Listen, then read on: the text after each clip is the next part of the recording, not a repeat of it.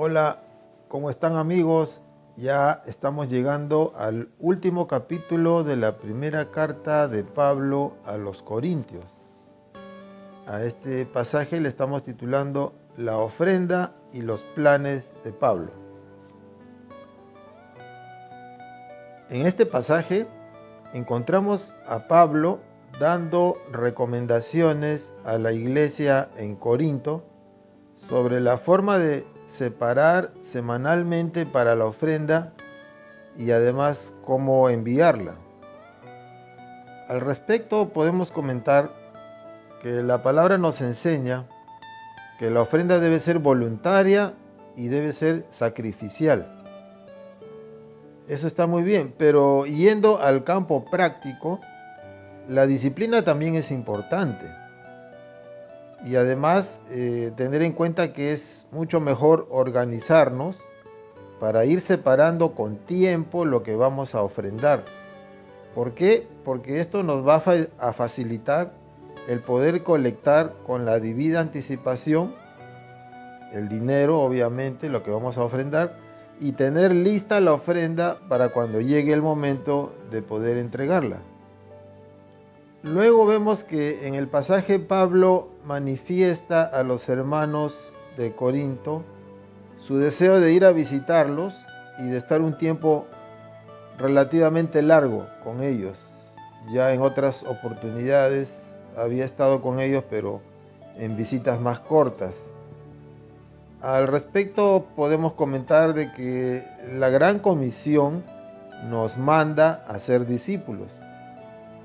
Eso también está muy bien, pero también es importante, es recomendable de vez en cuando ir a visitarlos y ver cómo van en su crecimiento espiritual.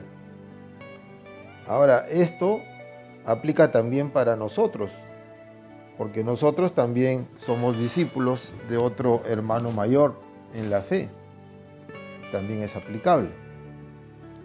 Luego vemos que Pablo les encarga recibir y tratar bien a su discípulo Timoteo y también a nombre de Apolos se disculpa por no poder ir a visitarlo. Aquí podemos comentar lo siguiente: la madurez de un hijo de Dios se determina por el grado de su obediencia. No se determina por su edad ni tampoco por el tiempo de su conversión. Entonces vemos que así como es importante visitar a los discípulos, que ya lo hemos dicho, también es importante el poder saber presentar disculpas cuando no podemos ir a visitarlos. Bien, luego tenemos que Pablo les exhorta a comportarse con amor, con valentía y con esfuerzo. La palabra dice que debemos ser esforzados y valientes. Pero también, como ya lo hemos comentado en esta misma carta, en algunos capítulos anteriores, todo lo que hagamos debe ir acompañado de amor. Esto es importante, incluso cuando se trata, por ejemplo, cuando vamos a someter a disciplina a un hijo, ya sea un hijo natural, ya sea un hijo espiritual, como era, por ejemplo, el caso de Timoteo con Pablo. En ambos casos, el amor es el camino más excelente, nos enseña Pablo, ¿no? Después vemos que Pablo también les pide reconocer la autoridad de algunos hermanos y los nombra, ¿no?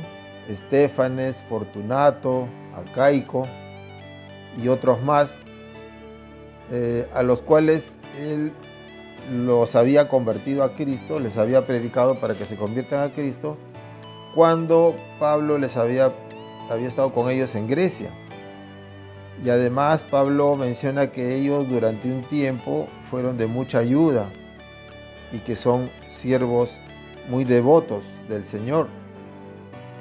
Aquí vemos de que el testimonio de vida de un hijo de Dios o de una hija de Dios, decimos, el testimonio de vida es su mejor carta de presentación, sobre todo cuando es recibido en donde no lo conocen, ¿correcto?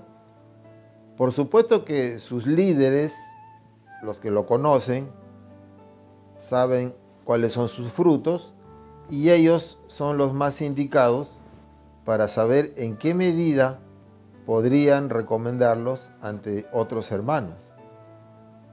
Finalmente Pablo se despide enviándoles el saludo de las iglesias que estaban allá en Asia, enviando el saludo de Aquila y Priscila, que habían sido compañeros de Pablo, de los que se congregan en la casa de ellos y en general de todos los hermanos que estaban ahí con Pablo. Les envía los saludos y termina la carta expresándoles su amor por ellos y recomendándoles amar a Dios para no caer en maldición. Aquí podemos comentar de que siempre es grato recibir saludos de otros hermanos en la fe.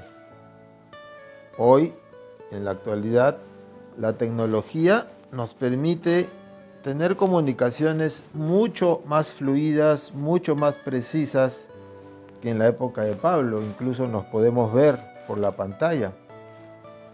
Pero también es importante no solo el estar comunicados, sino procurar el contacto físico con los hermanos.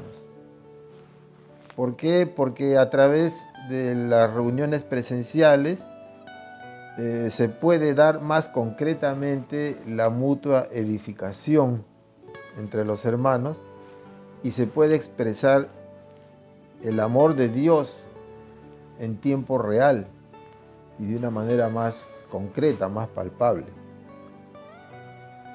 Bueno, hasta aquí este tiempo devocional. Con esto estamos terminando la primera carta de los Corintios y ya en otro audio estaremos comentando sobre la segunda carta.